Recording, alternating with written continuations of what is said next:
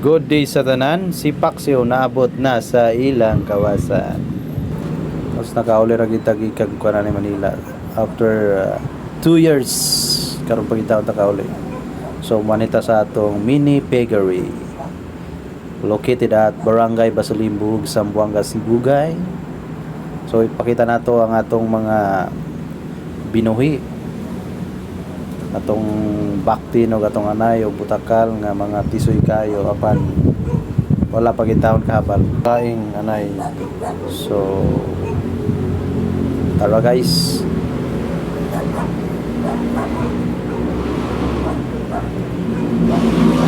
so morning duha na may nabilin atong niaging pagpanganak, duha ni sila at mga ihit.